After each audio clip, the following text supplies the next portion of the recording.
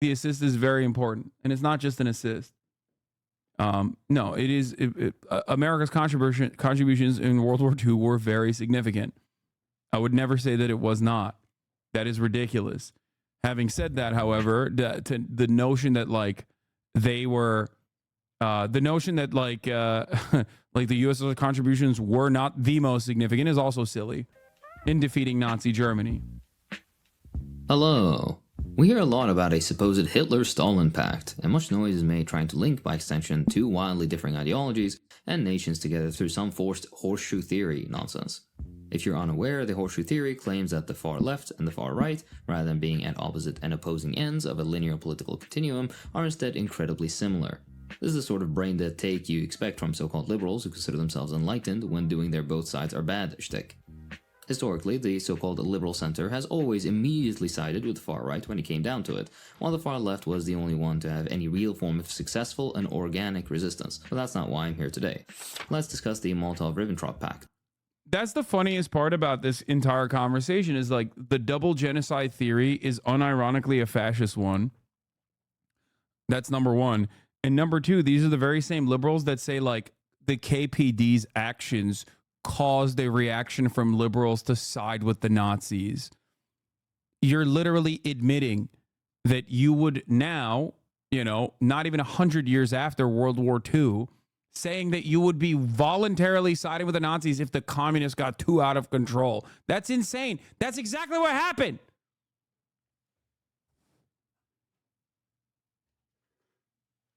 Anyway.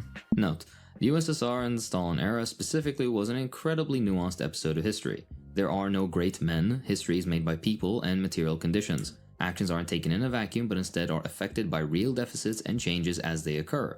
Very rarely does something in history happen because someone is crazy, whatever that means. Much more commonly, we're simply missing or refusing to investigate the context.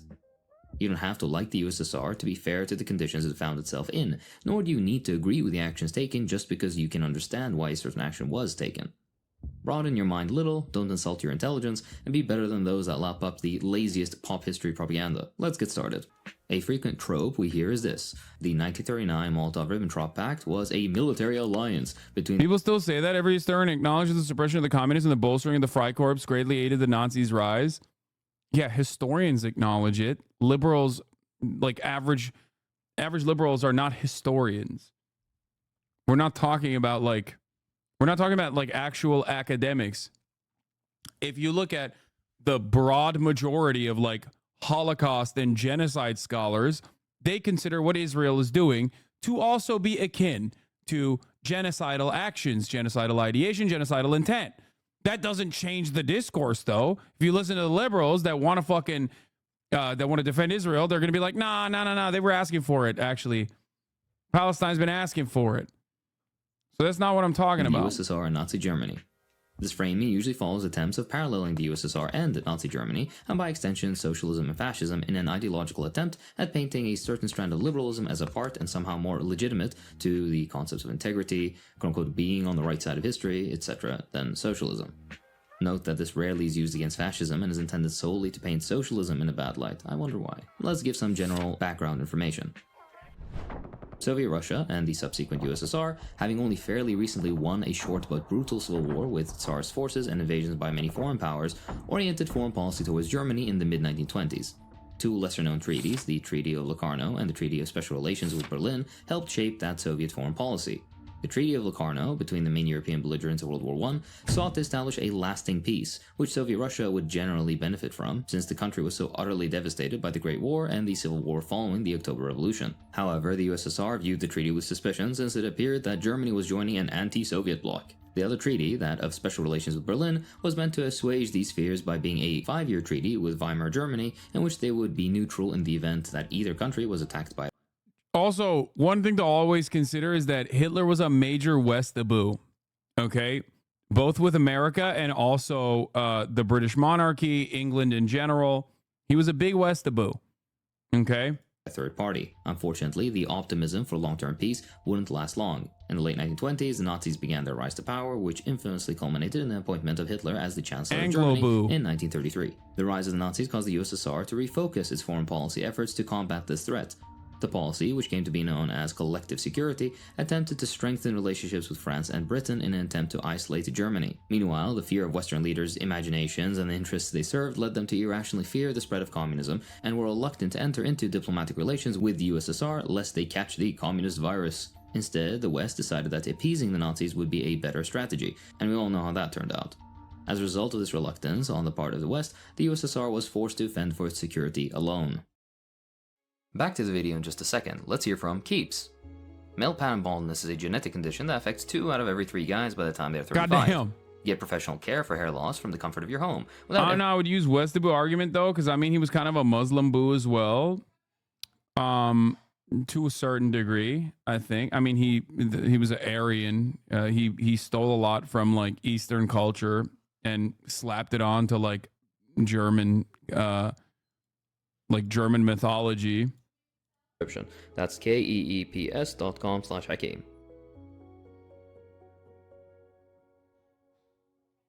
Now let's get to the background of the Pact. The Treaty of Non-Aggression between Germany and the Union of Soviet Socialist Republics, more commonly known as the Molotov-Ribbentrop Pact, so named for the signatories of each government, the Foreign Minister of Nazi Germany at the time, Joachim von Ribbentrop, and Soviet Foreign Minister Vyacheslav Molotov. The agreement was simple, if one ignores the secret provisions. It straightforwardly lays out a 10 to 15 year period of mutual neutrality in which neither country would commit aggression against the other, support or provide aid to a third party committing aggression against the other, among stipulations regarding peaceful solutions to disagreements between the respective countries. However, there are 4 so-called secret provisions, and the famous partitioning of Poland isn't among them. That is part of the mythos. What Eastern stuff did he steal? Bro, what do you think the swastika is?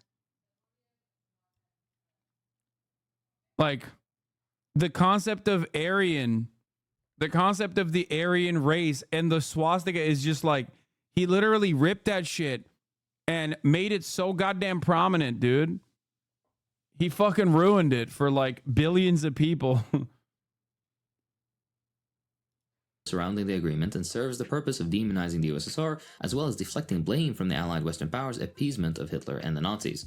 The article that is misconstrued as Stalin working with Hitler to split Poland in half territorially for the same expansionist ends actually states something quite different and reveals the true Nazi intentions, which we'll discuss in the next section. Suffice to say, it takes quite the quirky reading of the article to come to a conclusion as outlandish as Stalin conspiring with Hitler to split Poland. It takes an equal amount of audacity to repeat this nonsense as historical fact, but that's a conversation for another time. Alright, let's get into more detail. We'll start by recalling that the USSR actively pursued overt military alliances with Britain and France in a policy known as collective security. One such offer, made just 2 days before the war began, had the USSR sending 1 million troops, artillery, and airborne forces to help stop Hitler if they agreed to the pact. Such a pact would have drastically altered the course of history. Unfortunately, both Britain and France declined the offer, forcing the USSR to operate unilaterally without Allied support. With the collective security policy not bearing fruit, the USSR decided the next best course of action was some kind of treaty with Germany that would delay the war machine the Soviets knew were coming for them. Soviets understood that the West's appeasement policy that had resulted in the annexation of Austria and Czechoslovakia was a failure and prelude to an expansionist war by Germany, and that Poland was in Germany's crosshairs next. The Soviets sought to buy as much time to prepare and therefore was left with the unenviable position of having to sign a non-aggression treaty with Germany in order to provide for the security of the USSR and her citizens. All this is also forgetting that the USSR was the last country to sign a non-aggression pact after Poland and France and... Important to fucking mention this aspect, I think, for many. Okay? This is something that absolutely zero liberals acknowledge as a real part of history when they talk about the Hitler-Stalin Pact. Belgium, the Baltic countries, amongst others. That's always never mentioned. I wonder why. If you think this explanation sounds conspiratorial or is commie propaganda, then consider that this explanation was common as early as 1943 when in Time magazine, former US ambassador to the USSR Joseph Davies... All the while, the irony, of course, is that like Hitler's rise to power straight up was on the backs of the Red Scare. Like that is the thing that people refuse to comprehend for some reason, which is like akin to, at that point, it's akin to Holocaust revisionism. Like liberalism lends itself so much, so perfectly to like this deep revisionist attitude towards like what the Nazis what the Nazis demonstrated, what they represented, what they believed. Like their number one enemies were literally any kind of revolutionary sentiment, any kind of fucking communism, any kind of trade unionism, socialism. That's it. They called this movement Judeo-Bolshevism. Like they were like, this is the number one villain in German society is Jewish Bolshevism. Okay? Something that we still talk about in this day and age. We just call it cultural Marxism nowadays. If you want to know what that is, when you hear a modern Republican talk about cultural Marxism, they are basically trying to find a more appropriate way of saying Judeo-Bolshevism. They might not even hate Jewish people themselves, but they basically are still ripping the same exact fascist ideology, the same exact the same exact fascist sentiment. Okay? Judeo-Bolshevism turned into cultural Marxism. Not only that, but also the Frankfurt School is still pointed to. Jordan Peterson regularly used to talk about the Frankfurt School and its indecent, immoral, degenerative impact on Western culture. You know who else thought that a bunch of Jewish scholars who were socialist or socialist adjacent were degenerating society and disrupting the moral fabric of Western supremacist ideology? The Nazis. That's who. It is damn near identical. Reactionary sentiment rarely ever changes, okay? They adapt to the time. They adapt to the new villains. Was interviewed about various topics regarding the USSR. In his response to the fifth question about the USSR's opaque foreign policy, he said, in part, and I quote, "When they, the Soviets, lost faith in both the will and the capacity of the Western democracies to join them realistically to stop Hitler, they still tried to maintain their security and their peace by entering into a non-aggression pact with Hitler in 1939. This was not a pact for mutual offensive against Germany's enemies. In that particular, it provided only that neither would attack the other. They gained precious time, which they feverishly employed to protect their security against the inevitable Nazi attack." This isn't the only mention of this explanation in the same issue of Time. Calling the USSR, and I quote, realistic, it backs up the claim with the following. She, the USSR, had been the greatest advocate of collective security. But when she saw that the democracies would not support that policy, she turned completely around and gained time to prepare herself by signing a pact with Hitler. The third mention is brought up in a larger context of other treaties and agreements the USSR had entered into prior, including their acceptance into the League of Nations, and I quote, "Under the aegis of then Foreign Commissar Litvinov, the USSR tried to establish collective security as a method of thwarting the rising tide of fascism. But the League of Nations collapsed, and was followed by appeasement at Munich, the Soviet-Nazi non-aggression pact in 1939, and the entrance of the Reds into the war when Hitler invaded them on June 22, 1941. By now it should be crystal clear that the narrative that resulted from Cold War distortion is in blatant contravention of the facts. The fact the USSR signed with Germany wasn't a military alliance, it was a means of buying time to prepare for the easily anticipated invasion. Related to the military alliance myth is the claim that Stalin conspired with Hitler to partition Poland between Germany and the USSR in one of the secret articles of the pact brought by the Germans, specifically secret article number 2. If you read through it, it's fairly clear as to what Germany's true intentions were. The most obvious happens to be in the first line of the article. In the event of a territorial and political rearrangement of the areas belonging to the Polish state. This is a rather long-winded and euphemistic way to describe an invasion. The phrasing really betrays what the Germans wanted to do and then presents them in the treaty as a pure hypothetical. Also, remember, this is a secret provision of the treaty, which only serves to further make clear that Germany was starting in Poland in what had till then been a series of easy, albeit diplomatically draining annexations via the appeasement by Western powers. After all, while the Germans made it obvious that they were bent on expansion, they still wanted to have the veneer of plausible deniability. They soon use another euphemism for invasion as well, since the existence of an independent Polish state is implied to be in the hands of the signees' respective governments rather than, the Polish. With respect, you're a smart guy, and you know a lot of these discussions are disingenuous by libs, and to try to act like Stalin didn't have sympathies with certain odious aspects of Nazi racism, or rather mercenary idea about the sanctity of life is beneath you. There are better ways for us to be communists, my friend. when we are having a conversation about World War II, this is a ridiculous assertion. This is a ridiculous insertion in a conversation when we are talking about liberals behaving in a disingenuous manner and promoting an aspect of history. Okay, promoting the notion of like the USSR aligning with Nazi Germany. It is literally ahistorical of the highest order. Okay,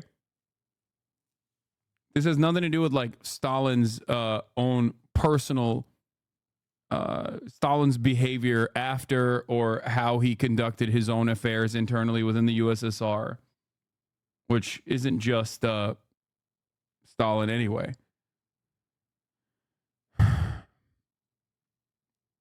Like, what a ridiculous time to place this.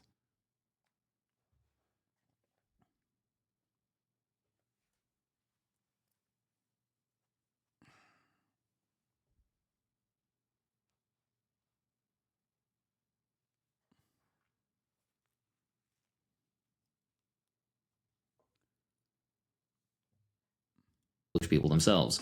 Poland was unfortunately really affected by anti-Semitic conspiracies in the form of Judeo-Bolshevism, the extremely stupid idea that Jewish people were overrepresented in and thereby controlled the Soviet government. This anti-communist sentiment was a powerful guiding force in the Polish foreign policy. Obviously, it's quite condescending and gatekeeping. Yeah, bro, it's like talking about the business plot or talking about like fucking Patton saying that we fought the wrong enemy in World War II or some shit, and then bringing that up to be like America actually didn't do enough during World War II. America actually secretly was on the side of the Nazis during World War II, which is again would be ahistorical if I were to act like America's collective actions, like America's most significant actions during World War II, did not greatly contribute to the fall of Nazi Germany.